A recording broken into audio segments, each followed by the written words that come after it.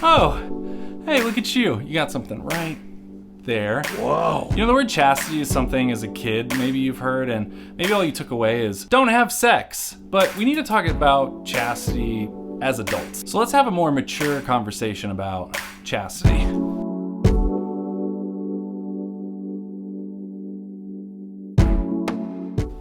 Right then, let's start with some groundwork. What is chastity? Well, the Catechism reminds us in paragraph 2337, chastity means the successful integration of sexuality within the person and thus the inner unity of man in his bodily and spiritual being.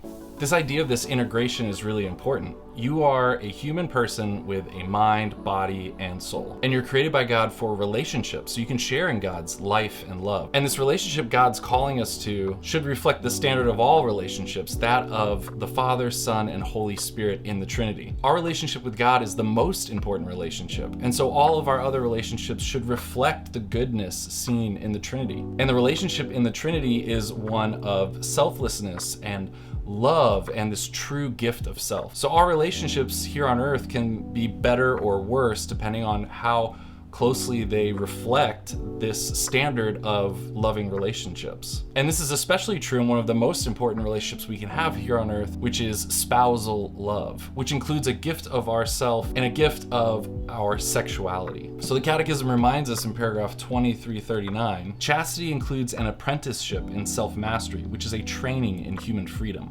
The alternative is clear. Either man governs his passions and finds peace, or he lets himself be dominated by them and becomes unhappy. So in spousal love, you're giving your gift of your full self to your spouse. So chastity is this integration of our sexuality, and you are mind, body, and soul, which means it's this unity of our bodily and spiritual being. So if we understand chastity as this apprenticeship in self-mastery, we can see it as us learning how to be more integrated as mind, body, and soul. And this is what a lot of people get wrong about chastity, is it's not just about sexual relationships. As you grow in this self-mastery, you're able to have this unity as a person, and you're learning how to not let these things dominate you, but they're freeing you up to choose to be more loving, more selfless, and to give a more full gift of yourself to other people. So the Catechism explains that the obstacle to chastity is lust, and it explains lust this way. In paragraph 2351, it says, lust is disordered desire for or inordinate enjoyment of sexual pleasure.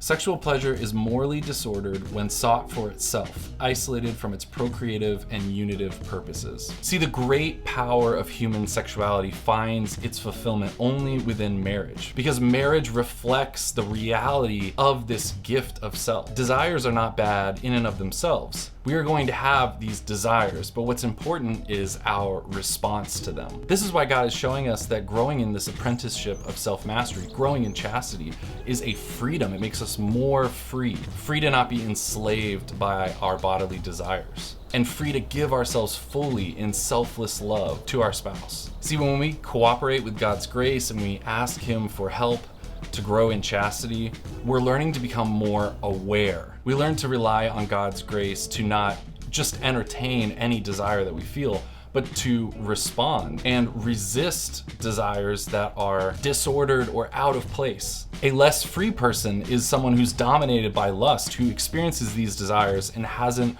grown in the virtue of chastity to know how to resist them and to order his or her sexuality towards a loving, selfless relationship. So let's combine all of these things into some practicals. Think of all the great apprentice-teacher relationships. When we're striving to grow in chastity with God's help, we're learning to become aware of our desires, to discern the desires and see how we can be reflecting God's loving relationship. And then we're learning how to resist desires that bring us away from these loving relationships, especially when these desires are pushing us towards selfishness and seeking only our own bodily pleasure.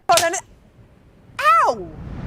So the Catechism actually has some practical tips for how to grow in chastity. It says this in paragraph 2340. Whoever wants to remain faithful to his baptismal promises and resist temptations will want to adopt the means for doing so. Self-knowledge, practice of an ascesis, adapted to the situations that confront him, obedience to God's commandments, exercise of the moral virtues, and fidelity to prayer. Am I saying that right? Ascesis. You might not have heard that word in that way before.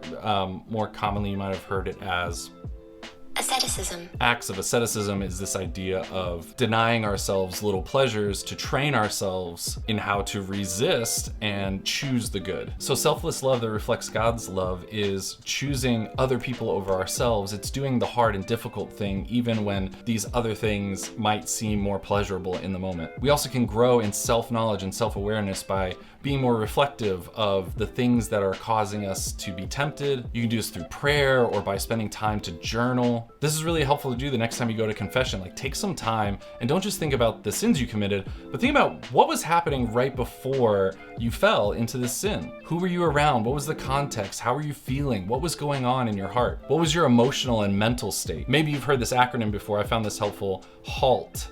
Was I hungry, angry, lonely, or tired? When you're experiencing any of those things, maybe you can choose to be more careful in these weak moments to not put yourself in situations where you might sin. But God doesn't want to stop at just helping us avoid sinning with our bodies. The 6th and 9th commandments forbid adultery, but also forbid coveting our neighbor's wives. And God's trying to reveal to us that it isn't just about avoiding sinning with our bodies, it's sinning with our hearts and our minds as well. He doesn't want us to just blindly obey this. He wants to purify our hearts through His grace. And lastly, think again about this apprenticeship in self-mastery. One of the most powerful things I've seen be effective in people's lives who are striving to grow in chastity is to find someone else, someone you trust, someone you respect, that you can open up to about your struggles. The devil wants you to feel ashamed of your sin and not lean on your Christian community in order to overcome this sin. It can be really powerful and helpful